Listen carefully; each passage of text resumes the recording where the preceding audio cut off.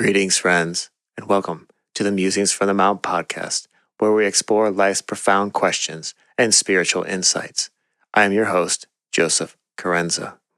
In today's episode, we tackle the complex and often misunderstood concept of responsibility. What does it truly mean to be responsible in our interconnected world? And how do our individual choices affect the greater whole? How can we transform our view of responsibility from a burden to a joyful participation in life's grand design? We'll unravel these questions and more, and we hope you enjoy the podcast. And if you do enjoy it, please consider going to meditationmount.org and donating. Your donation helps us to bring you this podcast, as well as all the other programs the Mount produces, both today and in the future. We are incredibly grateful and honored by your support. Okay, back to the podcast and responsibility.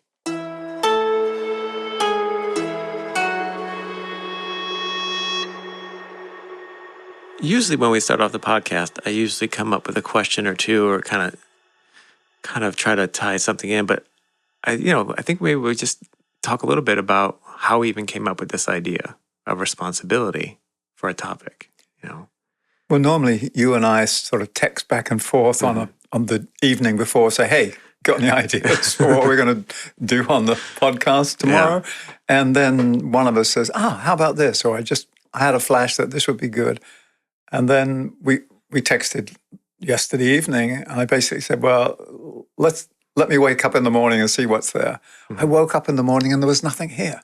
Mm-hmm. There was nothing that said, this is the theme. Yeah. And so I carried on with the beginning of my day, and I started to read my acne yoga book, which I do each day for a few minutes just to get some input, some stimulation.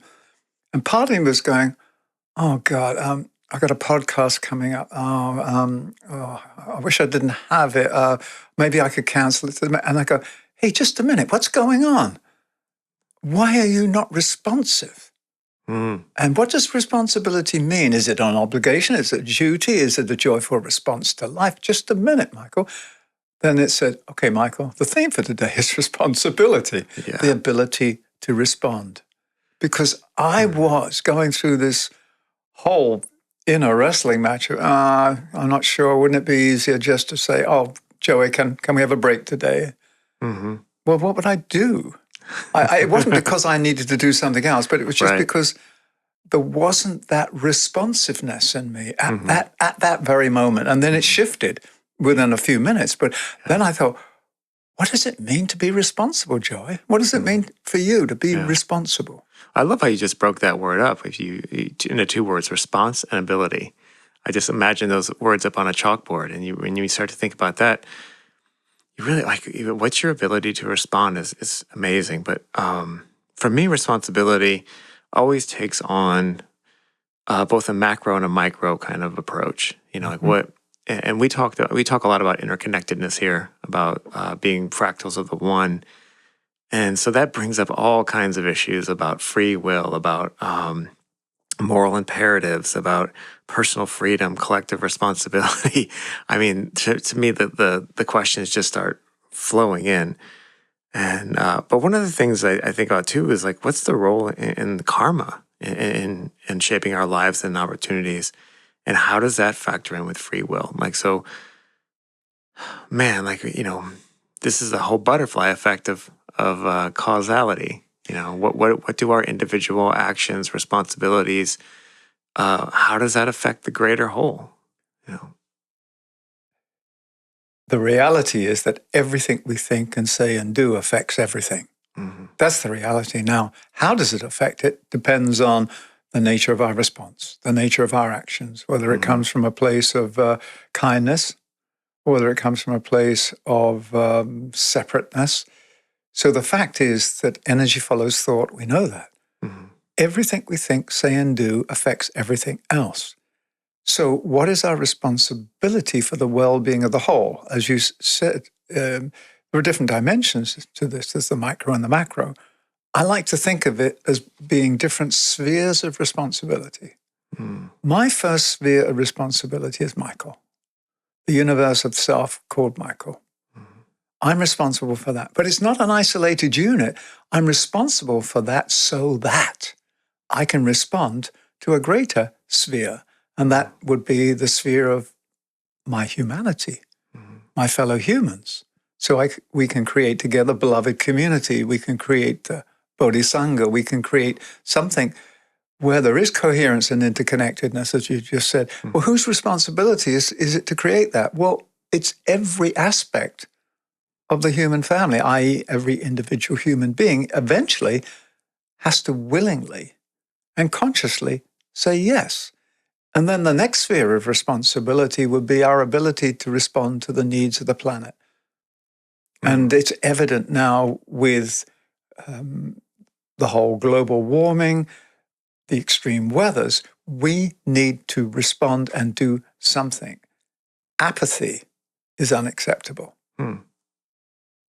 It's unacceptable. Yeah. There is no way, if I cut myself off and say, hey, count me out, well, how can I see myself as a living soul if I've just taken myself out of the game? Right. And then you've got other spheres of responsibility, which are the solar and the cosmic, which are affected by what you and I do each day in our daily lives. We don't understand that the connection between the micro and the macro is immediate. There is no distance. There is no time. We've said this before. If energy follows the thought, what's the speed of thought? I know what the speed of light is. What's the speed of thought? It's instantaneous. Because connectivity is instantaneous. Because connectivity is. So I go back to a basic understanding of responsibility. As you said, it's the ability to respond to the call. Now, is the call coming from the deep dimensions of my soul, your soul, the soul of humanity, the soul of the planet? Is it coming from my physical needs? Like, Michael, you need to eat. You're hungry. Your body needs this. That's being responsible by feeding my body good things, by not polluting it with foreign substances that are not useful for its well-being. So I have that responsibility for that first sphere, which is the self. And if I don't do that, if I'm irresponsible, my life starts to fall apart. You and I have experienced that. When I'm not fully responsible in a loving and wise way for my ecosystem of self, I can introduce harmful effects. I can introduce negligence, even apathy.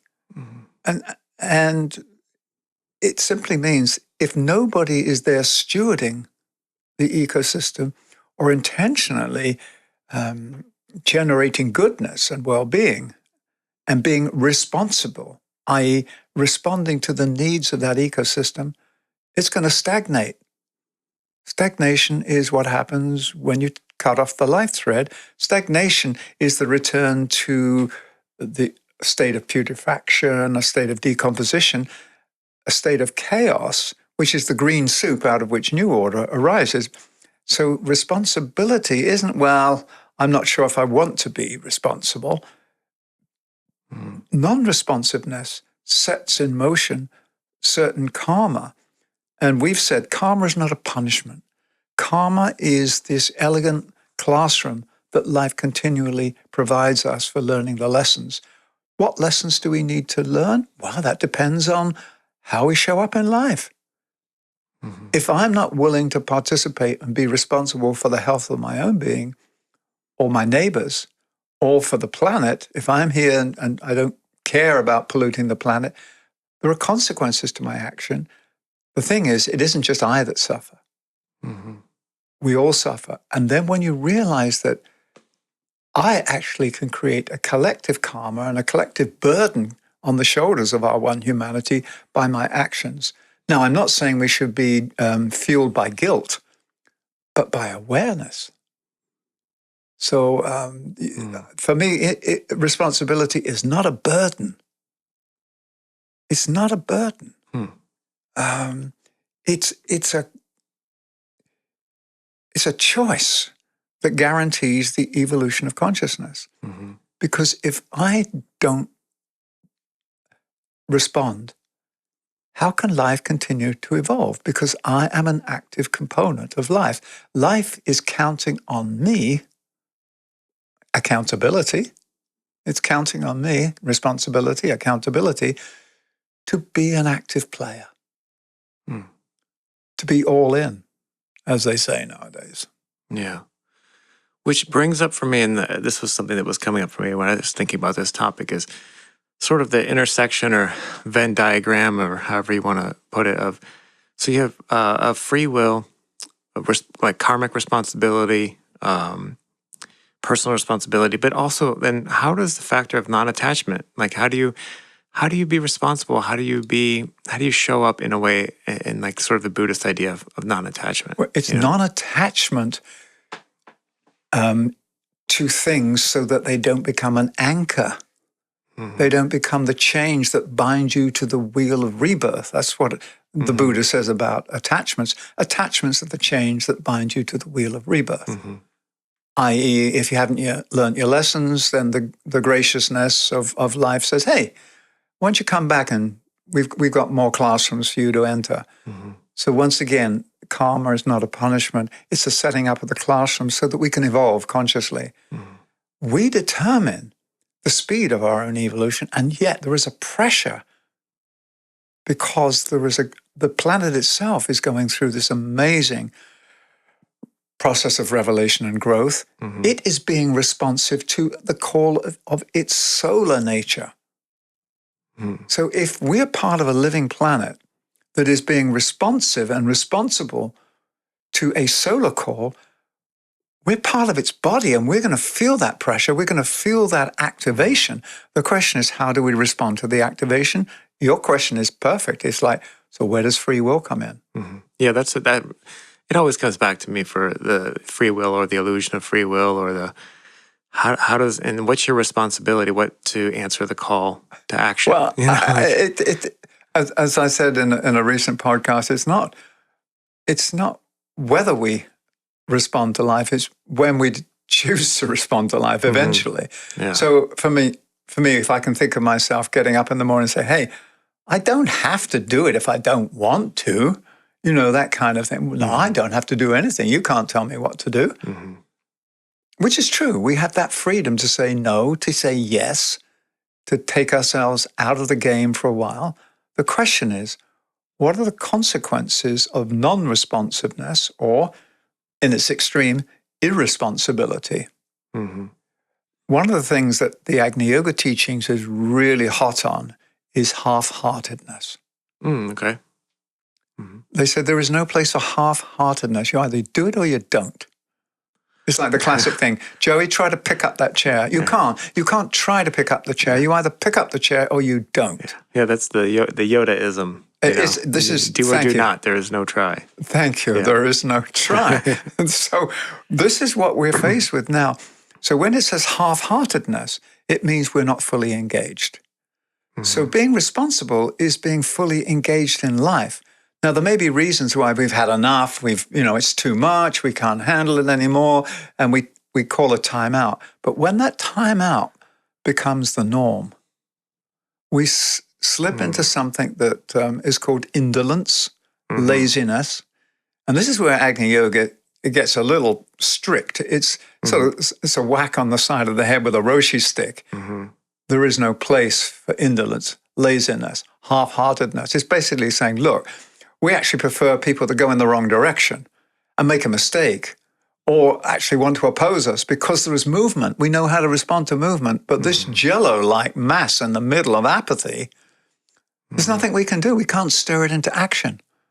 It's actually taken itself out of the game. It is a non-responsive particle of life. Mm-hmm. Now, if you go back to the chemicals, as we said, the evolution of consciousness started way back when with the responsiveness of matter, the intelligence of matter, the inherent intelligence of matter. So when you mix two chemicals, a third substance is created. Mm-hmm. The chemical doesn't say, I'm not sure I'm going to want to react with this other chemical. Mm-hmm. It does it because that's the natural response of bringing these two chemicals together. When we bring in free will, we have the ability to say, not now. or no. And there are consequences to that. If the solar system is asking the Earth to do something and the Earth is transmitting this further down the chain of being to us and saying, hey, we've got this request to get our act together on the planets. We need to be wholesome because we're part of a system that requires greater wholeness from us. Then that is not somebody telling us what to do. That is life saying, hey, in order for me, life, the one life, to fully express itself, I need every single aspect of my being to be alive and responsive. So when I detach myself, Joey, and say, well, I'm Michael, I have the right to do and say whatever I want, that's true given the Syrian law of freedom. But the lesson is to learn, as you said at the beginning of this podcast, about the reality of interconnectedness and the oneness of life, that we are fractals. If we're fractals, we can't opt out. There's no opt-out clause of life. And we've touched on this before. The big opt-out that people take is suicide. And we know, and we've been told that people that commit suicide, when they go to the other side, when they continue their conscious life in the subtle worlds, they're helped. They're actually go to some sort of retraining to say, no, you didn't understand. This is not the way out. The way out is, and then the whole thing of, hey, welcome to Earth. This is the classroom. It's tough, but these tough challenges and this pain and this suffering lead to joy and wisdom eventually. So don't be disheartened. Don't be half-hearted. And I'm not blaming anyone that reached the point where they took their own life, because it is, in other languages, it's called self-murder. Suicide means self-murder.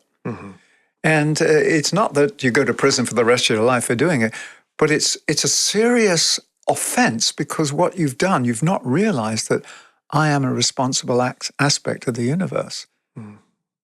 So it's more of a wake-up call. It's a delicate one, because I know when you come to the end of the road, that's about it. I can't take any more.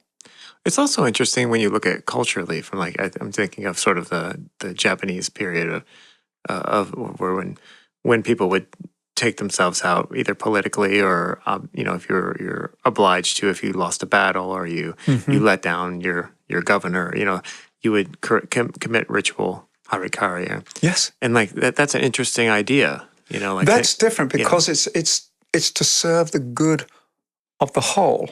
Interesting. Yeah. It's not to take yourself out of the race. Also, the old Vikings, there was a time when you found that you were no longer useful. You just go walk off a cliff. Yeah. But you did it so that you wouldn't be a burden on the community, not because you couldn't handle it. So that's where the interconnectedness of sort of group responsibility and personal responsibility. And that's how it's so they translate group responsibility by not being a burden. And therefore different cultures express it differently. Right. And so we're not passing any moral judgment on the rituals. We're just saying it was an act that was believed to be of service to the common good. What we're realizing now, that the greatest service to the common good is for us to say yes to life together. Right. Yeah, and that, which kind of goes into, self-awareness and introspection, and how do you arrive at sort of that, service and stewardship. How are you being of service with your actions, with your thoughts, and that responsibility, how are you maintaining yourself so that your ability to respond is at a high level, But if I see responsibility as this heavy burden or an obligation, something that somebody else is telling me I have to do, I don't joyfully respond. I find all the ways of sort of slowing it down, just putting it off. Right. Okay. So that's the big kind of twist. So it's sort of a it's a double bind. It's but that's sort of magical. So if we're all part of this fractal experience, we're all interconnected. So we have this responsibility to keep up the illusion of free will, that like, or to keep up the illusion that this is the important round, Well, free will is not an illusion. The illusion is that I can do something that has no effect on anybody else. Okay, yeah, that makes sense. Yeah. Free will is the mechanism by which conscious choice happens. And unless you have conscious choice, the fractal, the microcosm, cannot experience the reality of the macrocosm as the creative agent. Mm-hmm.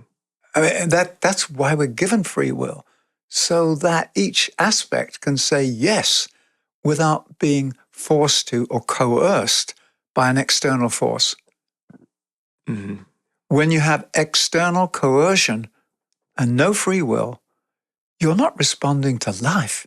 You're responding to a threat, usually.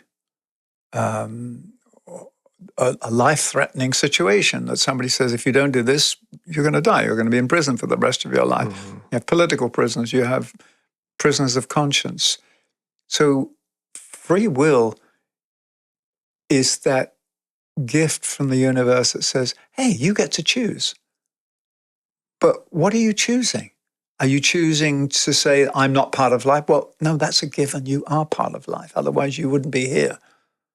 But what you get to choose is to say from your heart, wholeheartedly, I'm in.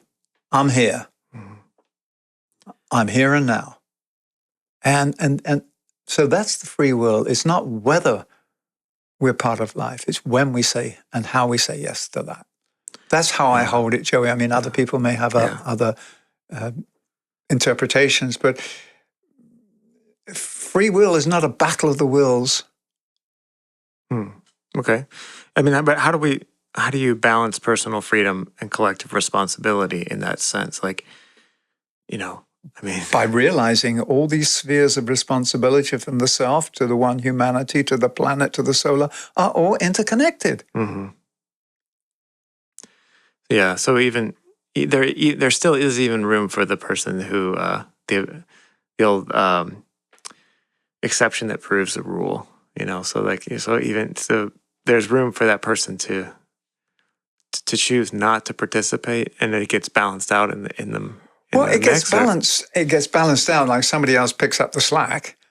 Hopefully. Yeah. Well, if it doesn't, then you have the collapse of a civilization. Right. So Atlantis went down because there wasn't a sufficient heart full of goodness that could have that civilization respond in a positive way to the call of life. It went down the plug hole.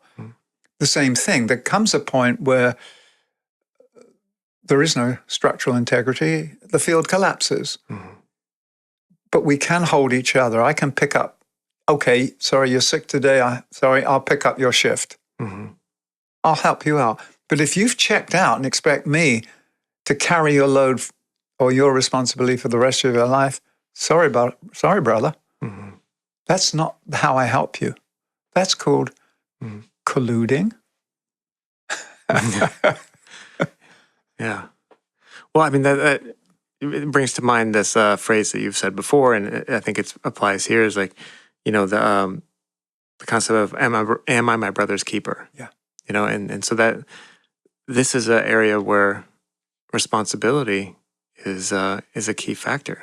Well, and the answer is not yes or no, as we said before. It is, I am my brother. I am my sister. Therefore, we are one. We basically say we are one. And then the individual aspect is taking responsibility for the fact that we're one. Yeah. Otherwise, if you're in yourself, you say, well, I'm going to take care of me. You take care of you, and then we can see whether we can transact and sort of help each other out. We're not here to help each other out. We're here to work together to reveal the fullness of life and this mystery of life. This is not just some sort of alliance for survival. Yeah, because I was thinking about it in terms of, how the lungs and the liver, they both have different jobs in the same system. So what's their responsibility? And the responsibility is to respond to the call of the being that is responsible for the whole system. Right. Yeah. Well, let's place it in, if you like, spiritual terminology, because this is another word that's used a lot, and we've used it: initiation. Yeah. People say, well, there are initiates, people who are highly evolved. Initiation is not some sort of reward for being good. Initiation, as the Ageless Wisdom describes it, is simply called an enhanced capacity and ability to carry out the will of God or the purpose of life. So when you grow your capacity to be of greater service, when you grow your capacity to be more responsive, more response-able, you have just expanded your beingness. That's what initiation is. It's not some sort of prize you get for being good. Mm-hmm. It's a recognition that I now have the responsibility to take on more. It's an acknowledgement that I now have the capacity to do that. Mm. And it's fueled by a joy and a willingness, not by some misplaced sense of obligation, an external pressure. I mean, life is pressuring us because life wants to be revealed, and it's revealing itself through all its individual aspects, all of us. So yes, there is a pressure, but it's not a pressure, I believe, of somebody telling us what we have to do. It's life saying, you're part of my revelation. Help me reveal myself. You can't go to sleep on me. Sleep is awake. Mm. Yeah, and I was also thinking of some of the classic philosophers and how their approaches to responsibility, and where you have someone like Gandhi, who's the concept of self-rule, where you have a personal responsibility to govern yourself and work towards the betterment of society, and then you have Emerson, who has this individual. It's a weird, interesting. They all have this interesting balance between individualism and your responsibility to the whole or the state. But by being true to your sovereign self is how you serve the whole.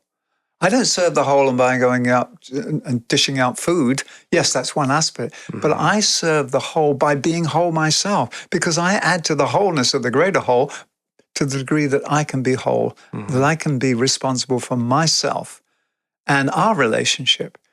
And then that grows.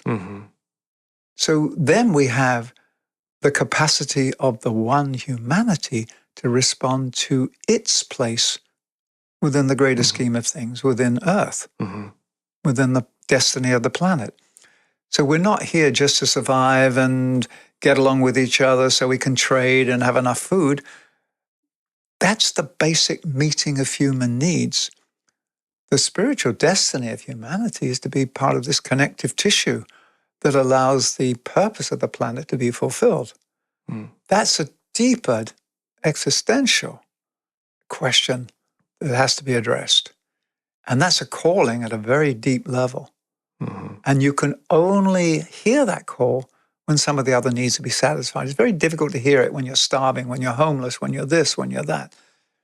It's like Maslow's hierarchy of needs. And then you go to the highest need, which is an invisible need. It's the need for us to respond to life. Yeah, it's interesting when when you think about Maslow's hierarchy of needs, you would think that when you break everything down, do you still have those responsibilities? And I found that to be true. I found that even when I was at my lowest point, when I was homeless, I was still faced with moral and ethical dilemmas all the time. And so there's really no escaping in sort of a Jean-Paul Sartre kind of way. There's no escape. The sort of the trials and tribulations will find you in whatever form and meet you wherever you're at. Well, life is like Hotel California. You can check out any time you like, but you can never leave. Right. So that's not that option. Yeah, that's true, and I found that to be true. It doesn't matter what context or where you go. They say in recovery, there's people often try to change locations and their problems still seem to follow them, Well, yeah, because So, where is the dissonance? mm-hmm, Where is the unresolved? It's not in the place. mm-hmm, It can be triggered by the place, but it's in the interior geography of our spiritual nature, mm-hmm. of our psychological nature. That's right. So if you look at being responsible and tie it back to, let's bring in meditation now. What are we responsible for? Well, what caused this place to come into being? Mm-hmm. We've sort of given this potted history before. Like back in 1950, Roberto Assagioli was at the Arcane School Conference, and he was a disciple of the Master DK, and he'd been part of his group of students who were being trained. And the Tibetan, who's another name for the Master DK, said in one of his writings that, it'd be great if somebody would pull together groups of people around the world that could meditate simultaneously, unanimously, on these particular principles, and create a field in which the new could be born. It's just one of these things. This is a need. Roberto got up and said, I'm going to respond to that need. I'll take on that project. He took it on. And it took him a while to find co-workers. And then he called together a whole number of people that they met each summer in the south of England. Florence Garrigue, an American, was one of those people. She was asked then to start a center in America, in the US. And here we are. Now, the responsibility we have is to, as it says in our mission statement, is to promulgate, promote, and to live the spiritual laws and principles, or principles and pathways, as we call them here. So our responsibility is to live essential divinity, which is what you've just said. It's like when we recognize that we are divine beings, therefore we treat ourselves with respect, we treat each other with respect, because we're sacred fractals. That's how we respond to life. When we understand what the principle of goodwill means, which is love in action, and all the relationships are nourished by love, and all our relationships are held together by love, when we understand that, then our contribution towards the greater cohesion of life is to allow love to flow through our system, to be responsive to love. And when we take the third principle, which is unanimity, and understand that everything is interconnected, go back to the same theme, Joey, that you raised at the beginning. The interconnectedness of life, when you have that understanding deep in your bones, there's no way you can cause harm, because you realize that I am the system. The system is me. I am the microcosmic version of the macrocosmic cosm. And therefore, our responsibility at Meditation Mount is not to preach and to convince people, but to offer these principles and pathways in a way that calls to people, and then they will respond naturally from their own center, because we believe inside each person's center is this seed of divinity, this essential nature. We believe that love lives at the heart of every being, and we believe that every being is part of this greater network, this greater matrix and seamless web of life. So our job is not to preach and teach, but to help people wake up to the fact, the realization that I am a divine fractal. And the best way that I can respond to life is by showing up. Remember the theme we had a couple of years ago, Joey? Show up, shape up, or wake up, shape up, show up, or whatever. Yeah. There's the same thing. That's what it means to be responsive and to be responsible. Yeah. So I just bring in ours because, why are we doing what we're doing? Why pick this? Well, because somebody, i.e. Roberto Assagioli, said, this is a need. I will respond to this need. He was magnetic enough to attract other people around it. And over the years, the attraction and the magnet has called others to it. We're the latest band of people called to carry out this work. Mm-hmm. My allegiance is not to a person. The allegiance, if you like, is my response to the call of life through this lens called creative meditation, through Meditation Mount. It's the avenue of our service. Mm-hmm. And so we're being responsible on two levels. One, responsible for ourselves, but also responsible for playing our part, our designated role, Mm-hmm. which nobody else tells us what to do. We have the freedom to say, hey, that attracts me. I feel called to work at the Mount. I feel called to go work in this store or be in this relationship. I feel called to do that. We have the freedom to respond to the call. That is our ability to respond. That is at the heart of responsibility. Mm-hmm. Right, because that's service and stewardship are a big part of this for me. Like this how do you? So you're responding to this call, and that's what we're kind of here. We're basically stewards, and we're being of service. So your ability to respond is your ability to be of service in some way. Right. The only thing I own is the responsibility to be true to myself and respond to the call of life, respond to the needs of the system. I don't own anything. I own the responsibility now. Is that a joyful responsibility or is that a burden? I say, okay, I'll do it. I'll be a martyr. And you go through life carrying this burden and you do it because, well, I guess it was my lot in life. Mm-hmm. Or do you just say, hey, I've just woken up to the realization that I am part of life. Life flows through me. I'm flowing through life. Wow, we are so much more than how we've currently held ourselves to be. Mm-hmm. Yeah. And that expansion is the initiation, a greater awareness of who we are, coupled with a greater capacity to deliver on that awareness. So there's a large role of introspection in attaining self-awareness to be able to respond. And if you just have self-awareness without response, it doesn't get realized. Right. So self-awareness translates into self-realization through incarnated life. Mm-hmm. Because we get to play it out. Right. Yeah. Yeah, you're being invited to play. So, there is that sort of divine responsibility. Well, like in terms of aligning with this call. So I guess you keep coming up to bat until you finally decide to swing. Yeah, absolutely. And if we believe that we're here because all the world's a stage and we're actors and players on the stage, we're really in this great improv session.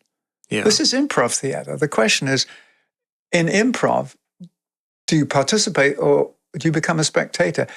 The thing is, spectators in life are simply players who've forgotten that they have a responsibility to be present. Mm-hmm. Now, you can be a spectator, i.e. step back and take a look at things and then get back in, so you gain perspective. But you can't say, well, I'm just here to watch. Mm-hmm. I think that's an important point to linger on because it seems like culturally, at least, we are being asked to just watch, But that's what's happening in politics at the moment. Before, let's see these two people duke it out in a debate, and then whoever wins, I'll vote for them. Mm-hmm. Well, what does it mean to be responsible? What does it mean? What's your civic duty? What's your civic responsibility? Mm-hmm. It's to be a good steward of yourself and your community. Right. Same thing, Joey. Yeah. There's no difference. Whatever lens you look at this through, mm-hmm. it's the same thing. It's service, as you said, self-awareness, and the choice is ours. Yeah, the choice is definitely the one the part that lingers for me is that choice. We had that episode called "Spiritual First Responder." Yes, So I keep thinking back to that of like, do you respond to this call? And the call just keeps coming over and over again in many different forms, in many different songs that you have a chance to dance to, and do you choose to take this dance? Yes. Or have I had enough of everything because life lessons are just overwhelming, and I curl up in my favorite fetal position, pull a blanket over myself, and say, "Wake me up when it's over." Mm-hmm. Well, there is no over. There's only now, and there's only participation. Participation means playing our part responsibly. Mm-hmm. Yeah, and I think that's also the interesting part is like, because then you're asking for a lot of not you asking, but what are the parameters of responsibility? What are the parameters of being true to yourself? Like, what does that actually mean for each person? The way I'm learning is Mm-hmm. by not being true to myself, living out of integrity. And then I go, Right. oh, wow, I have written a phrase which I have in my bedroom that I look at each day. I live in integrity with myself. That helps me sort of realign to what is my responsibility? My responsibility is to live in integrity. Hmm. And so recognizing when you're out of alignment, that becomes a skill and a practice, And I don't beat myself up. Right. Well, I did in the beginning. Oh my God, you blew it again, Michael. Come on, get with it. What's the problem?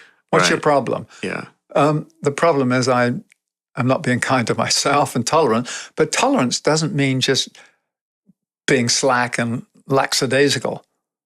It just means I understand that this is a process. And the more I'm aware of this process, the more I can self-correct, the more I can stand in my own integrity. When I stand in my own integrity, I am responsive to life in the best possible way. Mm-hmm. Right. And also, tolerance, also this ability, the distance you can bend before breaking, Well, so in a sense. So as you practice this and get better at it, your tolerance actually becomes much larger. You're able to hold more and take on more before you break. And tolerance doesn't mean you allow bad things to happen around you. Right.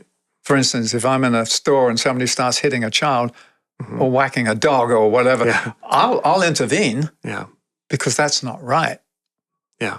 But I'm not interfering in their life and telling them what they have to do. But when it starts to impinge on the well-being of others who don't at that moment have the ability to protect themselves, then it's a different matter. Say more about what your last point. Yeah, it was just that just came to me, like this concept of tolerance, and we kind of have an interesting view of tolerance, like, and I try to think about like make it more about personal integrity, like how much more space, how much am I able to hold, and that I wasn't able to before. And I find that as I build my own practice, I'm able to hold much more gratitude, much more love, and also much more, for lack of a better term, I'm able to hold space for people. I know it's kind of overused in the sort of spiritual community, this concept of holding space, but I think it's a real thing. Like in hold space, waiting for someone to give them the chance on their own volition to arrive. Thank you. I think it's a great way of describing it. Tolerance doesn't mean I allow people to get away with stuff that is harmful. Mm-hmm. It means I have the ability to hold the space for the learning to take place. Mm-hmm. Yeah. So there was the Southern Poverty Law Center had this wonderful program that they introduced into schools, teaching tolerance. Mm-hmm. Tolerance is about respect, recognizing the differences. So we tolerate, our ability to hold difference increases. Mm-hmm. And also, DK, the Tibetan, in the Alice Bailey books, talks about spiritual groups. He said, you have to practice tolerance towards other people's nature. You may have people whose personality traits rub you up the wrong way, but they're coming from a good place. You can't tell them how to behave. Mm. You have to tolerate the differences of behavior. However, if somebody is behaving and it crosses the line and it is taking the group offline, off its mission, and it is cutting across its ability to respond to a deeper call as a group, the group calls time out and points out to this person, hey, your behavior has crossed the line. It's gone beyond the tolerance level. Mm-hmm. Yeah. So it doesn't mean anything goes. Right. Yeah. I also find it interesting too when you are able to separate the message from the messenger. So that's a big thing for me in terms of personal tolerance and like there's nothing more that kind of gets you when someone that you maybe it's not your favorite person, but they hit you with something that is super applicable. You're like, oh, you're just like, wow. And that's happened to me many times in my life where a person who, for whatever reason, we were at odds or whatever, and they said something about me or something that I was doing that was so undeniably true. And you just have to like, oh, and I think your responsibility is to how can you separate, how can you take that message, take that criticism or that critique, even if it stings, and it's your responsibility when someone gives you insight, when someone gives you a bit of truth, a bit of reflection, you really have a responsibility as a person who is part of this whole to take it, I couldn't agree with you more because that's how we learn. That's how I learn. Mm-hmm. I remember one instance when somebody I was at odds with said something to me that shocked me. No, how could you say that? And I realized, well, that's because that was how I was showing up. And my friends couldn't mirror it to me in such a way that it shocked me out of my complacency or whatever it was that was stopping me seeing it. And therefore, in the Agni Yoga teachings, it's interesting. They say, respect your enemy because your enemy brings you all the gifts. Mm-hmm. Yeah. Yeah. And, we can sort of back that off the cliff a little bit, and we can see it in modern sports. You're only as good as your competitor. Like Michael Jordan needed a canvas upon which to show his talents. If he was just playing against a bunch of high school kids, and he was, it wouldn't have made any difference. But you do have the weights and those balances, the sort of the reign of the petty tyrant to bring out. Well, exactly, because it is calling forth a response. Mm-hmm. And sometimes your responsibility. and sometimes you have to turn up the heat to get a response. Yeah. Mm-hmm. And that's right, it. Yeah. It's just in terms of chemical reactions. You heat up the solution so it can hold more.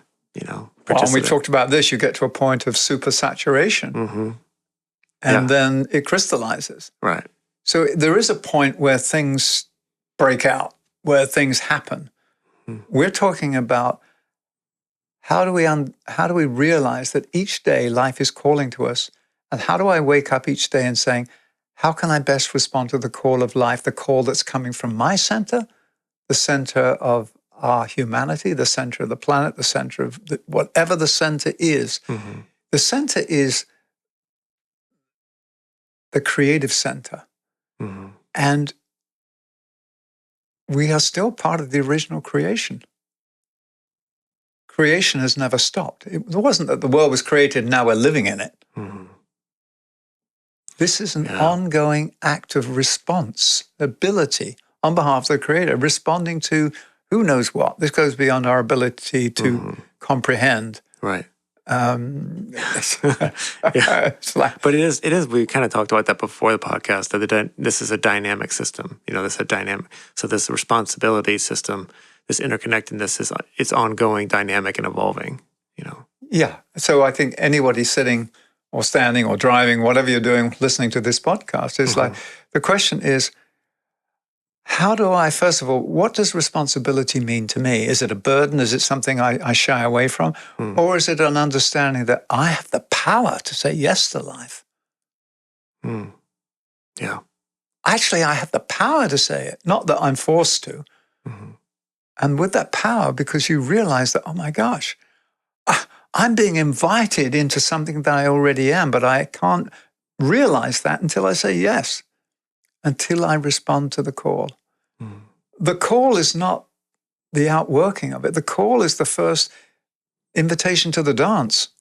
Right. You got to get on the dance floor. Yeah. Yeah.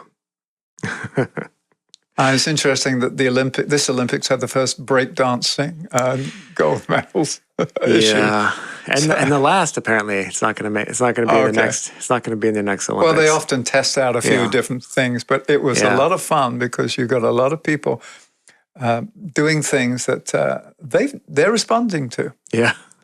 So the question is, what does it mean for us as a species to be responsible? Mm. That's the meta level of the individual question of what does it mean for Michael to be responsible for his life or for the life that I'm part of, which includes you and everyone else, includes the planet. I can't go much beyond that. I can't feel the responsibility for the solar system, even though I know I'm connected, because I don't have a lived relationship with it yet. Although I do every evening spend 10 minutes watching the last 10 minutes of the sunset and staring into the sun and just having that deep communion with this source of radiance, which is so life-giving. I attempt to respond to that call and to be filled by its power and realize I am also a solar being, a unit of solar power, a soul unit of power. Yeah. So it really is, when you wake up each morning, are you and are we aware of who we are, where we are, and what is calling to us? Those are the elements that will allow us to be responsive to life, that allow us to exercise divine responsibility. All right. Thank you, Michael. Thank you, Joe. All right. We'll see you next time. All right. Okay.